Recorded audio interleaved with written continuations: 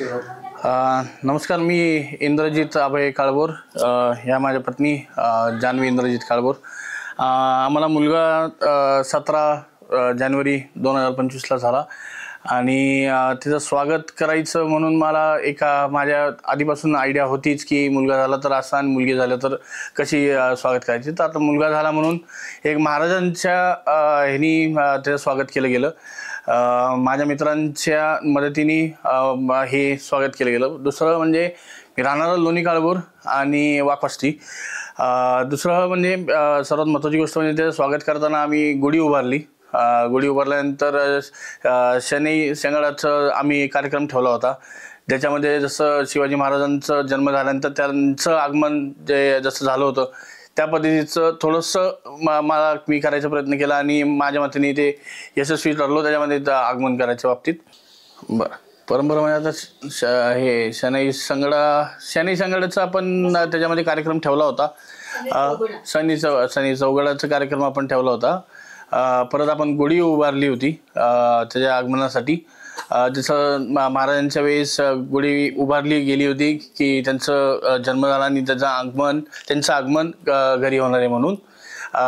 तसंच मी केलं आहे पूर्ण।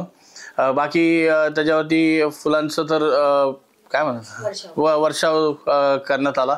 म्हणजे हे मी पूर्णपणे जे केलं हे पूर्णपणे पारंपरिक पद्धतीनेच मी हे पार पाडलेलं आहे।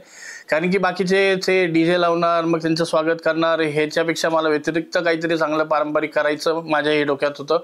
हे माझं आणि माझ्या वाईफचं हे ठरलं होतं, त्याच्यामुळंच त्या पारंपरिक गोष्टीच्या प्रमाणेच त्या दिशेने चालतच हे सगळ्या गोष्टी मी आज घडवून आणल्या।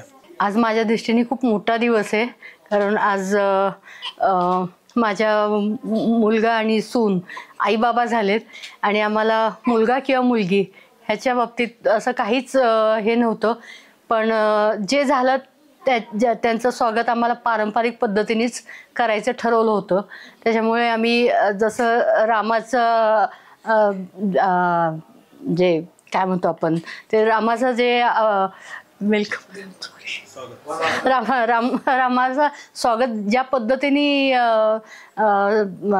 जनतेने केलं होतं, जसं शिवाजी महाराजांचं झालं होतं त्याच पद्धतीने आम्हाला एक राजेशाही हे करायचं होतं। म्हणून आम्ही सनई चौगडा आणि जे काही फुलांचा वर्षाव आणि त्यांचा वेलकम केलं, तर ते आम्हाला आमच्या फॅमिलीला अतिशय आनंद होत आहे की आमचं बाळ आणि आम्ही खूप खुश आहोत।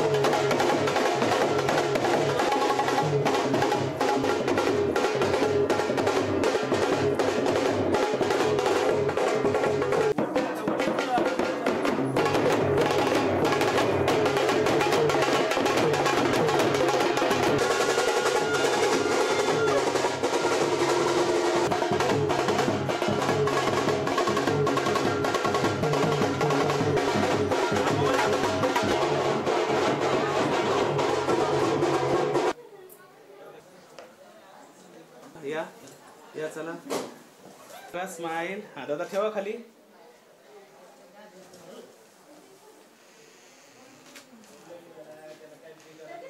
ओके हातानेच घ्या. फक्त घ्या.